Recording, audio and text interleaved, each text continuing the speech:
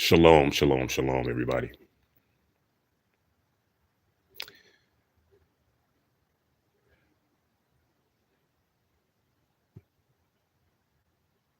Do me a favor. Subscribe to my channel if you're not subscribed. Press that thumbs up. Leave a comment in the comment section, but press that thumbs up. Thumbs up the video. I was just reading an article, and this beautiful black girl, black woman, young, was just unalived. She had just got off work from, working the post office, and she went to go pick up some food at a Subway or something like that, and she was shot and killed. Now, it's all over the news, and of course we feel so bad for her, and it's so sad that this happened to this young black girl, and and now all of a sudden everybody's a victim, and now you got to be careful of the men, and of course, all the same type of narratives and shit like that they're always painting. And you should be careful when you're out and about, you're traveling. We should be respectful to one another. And I've learned how to just simply walk away. It's okay to just walk away. All that arguing and wanting to fight people and get your point across and all that kind of shit, it's not even worth it. It's not even worth it. Because a lot of us are losing our lives because we want to cut people off and road rage, and we got to get the last word in, and it's crazy. But this black woman was murdered and killed because, her mouth.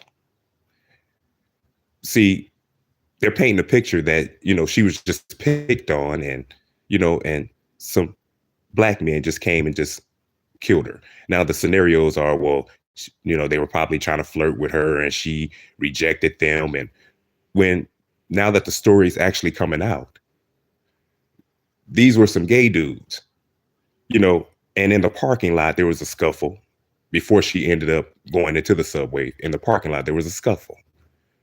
Her and a few other people were making fun of these gay dudes, talking bad about them and clowning them. End of the story. She has a child that she's responsible for, that she has to take care of. She's working. She got to take care of her child. And now she's unalived because of some foolishness that could have easily been prevented.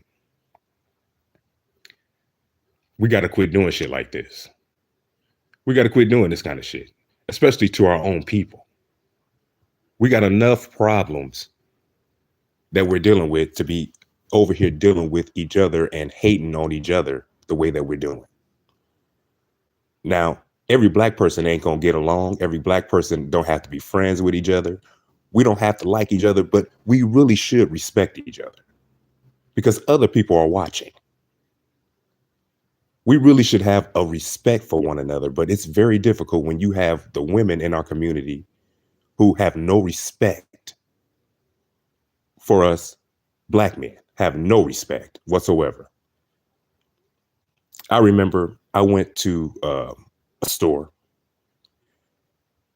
and it was a dispensary. I went to a dispensary, and you have to show your ID when you go to the window. So I'm getting my ID out to show my ID, so I can get on the inside. And this young lady that was in front of me, she just walked all up in front of me, young black girl. She just walked in front of me.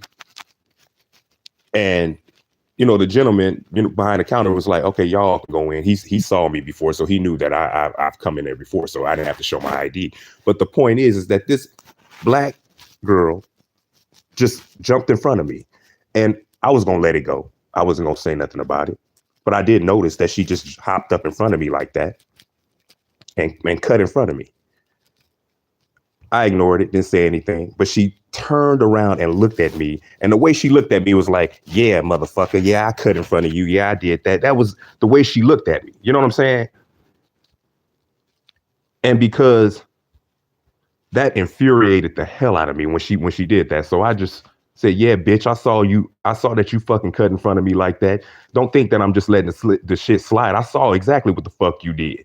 And that threw her off when I said that like that, because I thought that was a lot of fucking nerve that she would just look back at me like, and look at me like I was a punk or some shit like that.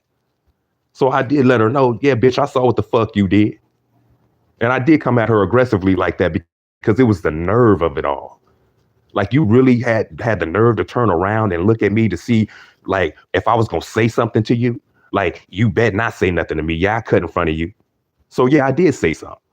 Well, she got all bold and started cursing me out and talking crazy. And it was so funny because the women that were in the dispensary, they didn't say anything to her while she was cussing me out and calling me all kind of names and calling me all kind of shit. But when I was talking back, well, you're a man and you shouldn't be talking back to a female. And then you had the bitches in the dispensary talking about, yeah.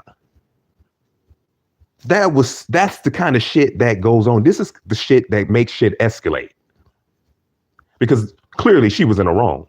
But all of a sudden, when I defend myself, I'm wrong.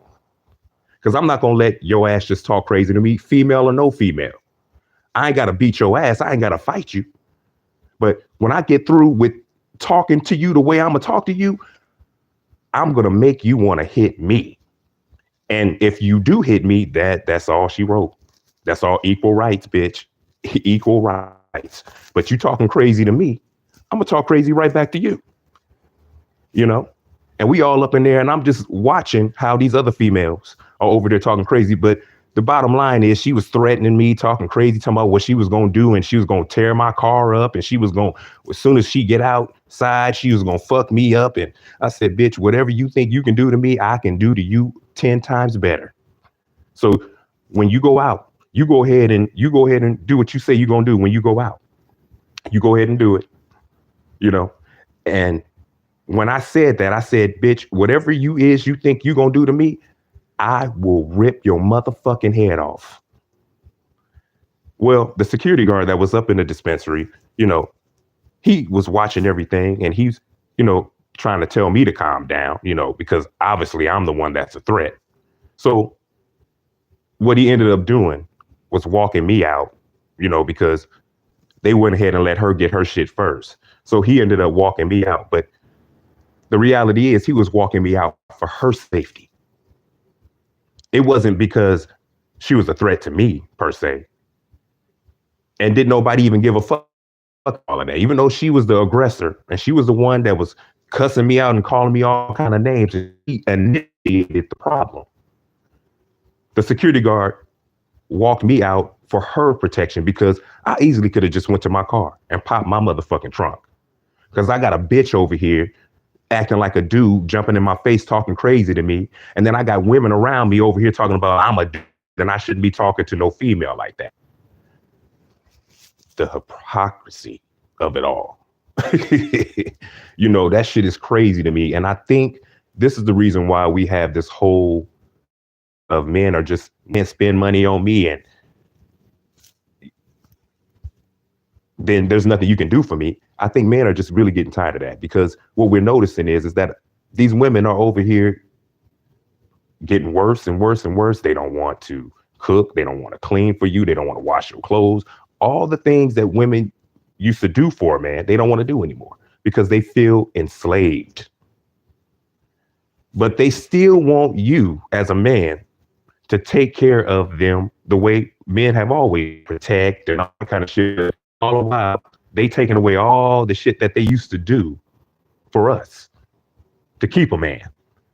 They're saying that they're enslaved, and that's, well, you the woman, and if I'm paying all the bills, then you should be taking my, you know, washing my clothes for me. You should be catering to me and doing shit for me. If I'm taking care of you, you should be taking care of me.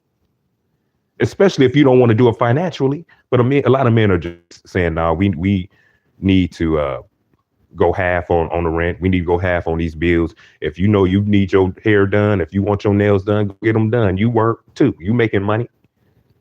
And honestly, that's not even a man's nature. It's a man's nature to take care of his woman and his children. That is a man's natural nature. So really, a man is really, we were designed to do, because society is different now. We live in a different society, where women, have more rights. And in order for women to have more rights, a lot of how easily it is for us to just hate on each other, how easily it is for us to just want to fight each other when we have all these enemies around us. We have all these problems. We see the government, how they're doing us out of nowhere just to accommodate other groups of people. But look at how they keep treating the black people. Look at how they keep treating us.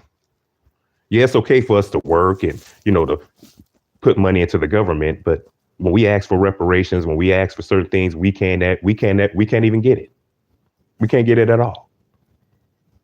But other groups can come in and get all of these things that should be given to the American people, that should be given to black people. So we got enough problems of our own. But what's really disturbing to me is that we just can't find a common ground as so-called black people. We can't unify, because there is no reason why we should be waiting for the government to do anything for us. And when we over here fighting and arguing with each other and not having any unity, the men and women are over here talking about sprinkle, sprinkle, and drizzle, drizzle, and all this. Really, of course, they agree with us, because all of this is an agenda to destroy us. It's so many ways that they're trying to destroy black people.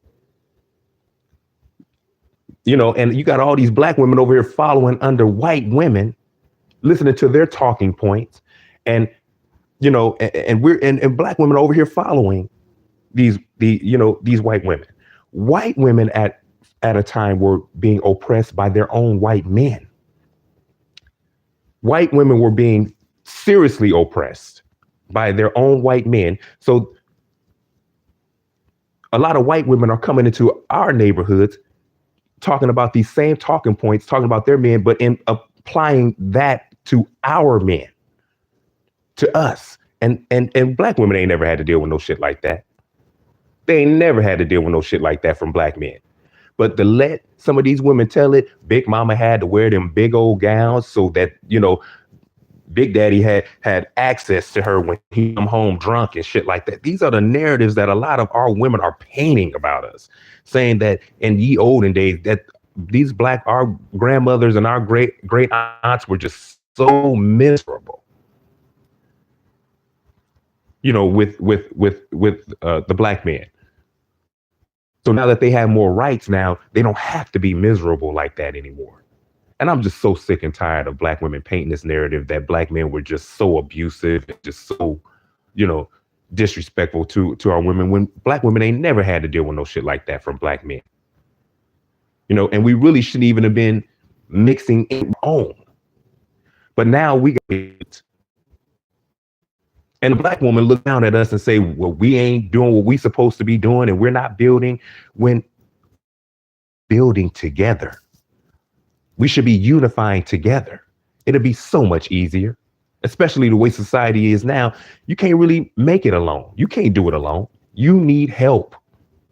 Practically everybody is living with somebody, or they're living in groups, 2 and 3 and 4 people living together just to survive, just to live.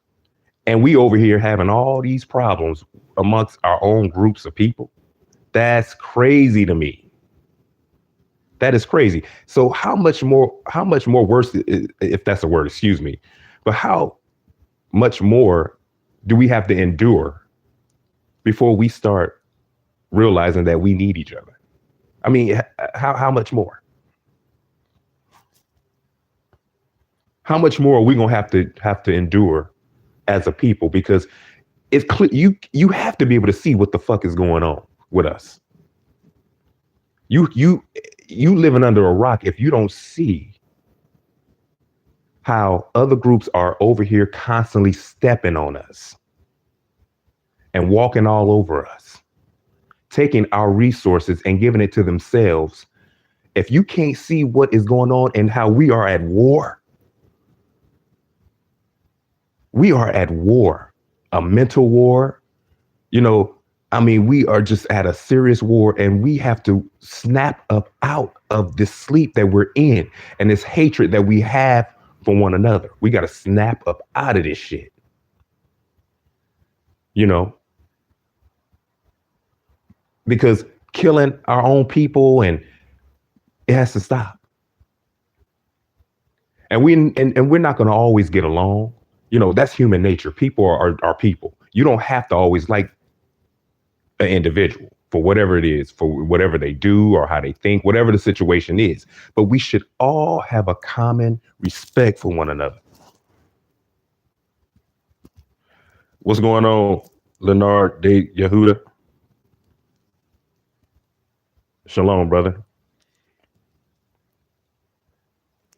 But we got to start learning how to be able to just move a little bit more smoothly and have much more respect for each other and stop wanting to harm each other and kill each other. I mean, there's so much road rage right now. Whenever I'm driving, and I'm bad with the road rage, and I'm really learning how to stop doing that.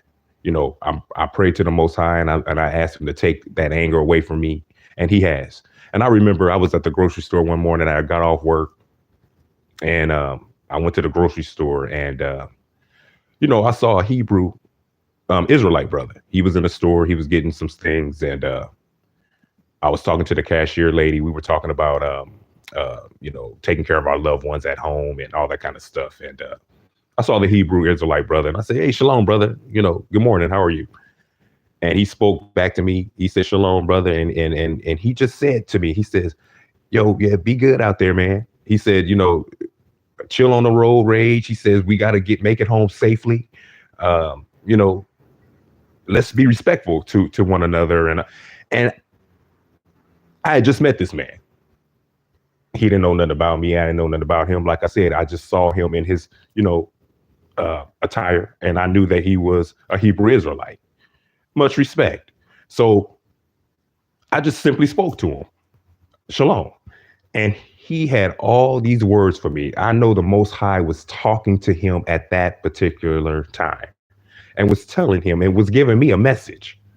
Because see, what I take from the message is that, you know, anything could happen because people are mental now. People have mental issues and people are on prescription medication. They're doing drugs. And there's just a different way of thinking now, you know, and people will kill you. They will unalive you. And just for me, you know, me being the type of person I am, I'm going to protect myself. I'm going to defend myself. I'm going to protect me. I'm not going to just let somebody just hurt me or harm me or my family. And I could potentially hurt someone or, you know, something, you know, that only took 2 or 3 minutes can be taken out of control just that quick. And then I can unalive someone in self-defense. But now I got to go to jail. Now I got to go through all these issues and problems that could have been easily prevented. So that's the message that I took from the Hebrew Israelite brother. That and I believe that the Most High just gave him that message at that time. Because again, he didn't know me. He didn't know anything about me. But he had, you know, but the Most High gave him that knowledge to just be able to just say to me, chill on the road rage. And from that day to this one, even though it takes all of me, because I be wanting to just, you know, cuss a motherfucker out when I'm driving and they cut me off and they getting in my way or they stopping abruptly in front of me. And, you know, I be wanting to go off. But I'm learning how to just let it go. It's not even worth it to be arguing with, especially people that look like you. We have to stop fighting and arguing with each other, you know, and then painting this picture and narrative when, you know, the black woman gets murdered and killed. Oh, she was a mother and she was so good and she was this and that. We got to stop lying and stop painting those type of pictures. You know, we doing shit like that. You can't be out here being a bully. You a whole woman out here being a bully, talking to men any old kind of way, talking crazy to men. And then when you get unalive, now all of a sudden you're the total victim. It was unfair what happened to her. She was so beautiful, yada, yada, yada, yada, yada. And no, she shouldn't have. That shouldn't have happened to her. She had a whole child that she has had to finish raising and taking care of. She shouldn't have died like that. She shouldn't have been murdered like that, but she shouldn't have been in a lot making fun of the LGBT people, you know, and causing problems that didn't even need to exist. You could have easily left those people alone. Now, how you feel about them, what you think about them, who cares? And nobody wants to be held accountable, especially the women. They could cause the problem. Actions happen. When swift actions happen, or if you're unalive, now all of a sudden that was unfair and she didn't deserve that. And we have to start making better decisions as people. We have to start making better decisions because we are living in a time that is very, very dangerous. So when you in the hood, go do what you got to do. You know, all that arguing and going back and forth, all that fighting and arguing, especially with people that look like us, because there's a lot of tension right now. You know, a lot of the Latinos are looking at black people crazy right now. You know, a lot of black people are looking at Latinos crazy, and you know, you got black men and black women over here against each other, and you know, and black people, you got to understand, we have enemies. The whole world don't like us. We got to understand that the whole world is against black. We got to understand that we have no allies, none. But this is a simple fix. We can easily get out of, you know, the situations that we're in. Unity. It's a simple fix, but it's so damn difficult for us to do. It's a simple fix, but it's so damn difficult for us to apply it. Because everybody want to do their own thing, and everybody, we mad at each other, and we want to, you know, we don't want to share it. And this has always been our problem as a people. A lot of us have people, and we never can have a community or be whole when it's like that. It's always going to be issues and problems. If you can just find 10 people that is on your show, and if you can find 10 people that want to, where you all have the same mindset and y'all are about building family, you know, building wealth for the next generation, you are blessed. And that, and to me, is the best thing to do for us to do. We have to start small. We got all these churches, buildings, and all that kind of shit around here. Why can't we use these churches and these buildings for homeschooling? You know, we have teachers who have credentials who are. It's going to literally have to get a whole lot worse in order for us to start getting back together again. Still want to vote for Biden after this? I don't even want to hear it. I mean, I don't even want to hear it. I don't want to hear what the problems are. I don't want to hear it. Because if we can't see what's going on right now, we are a lost people. We are lost, totally lost. But we really need to start unifying and kind of getting back to where we were. Because all this gentrification and, you know, other groups stepping all over us, taking all our resources, we're seeing it right in front of, we're seeing it playing out right in front of our faces. We got to unify. That's all there is to it. And start building up our own communities and stop allowing these other groups of people to infiltrate our communities and just move us out of the way that they're just moving us out of the way. It's not cool.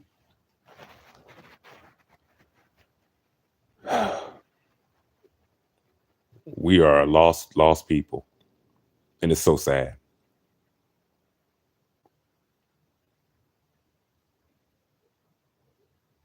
Unity. We need unity.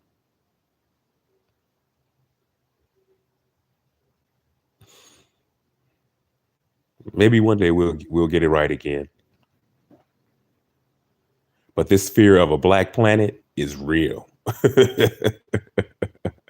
This fear of a black planet is real, y'all.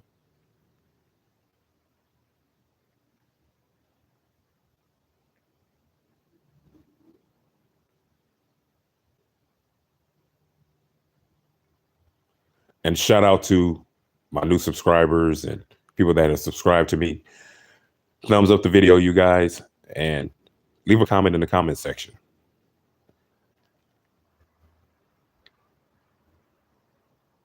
We got to stop killing each other. We got to stop harming each other. We got to stop. We got to stop doing it. We got enough enemies, black people. We got enough enemies. We don't need to continue to be enemies of ourselves.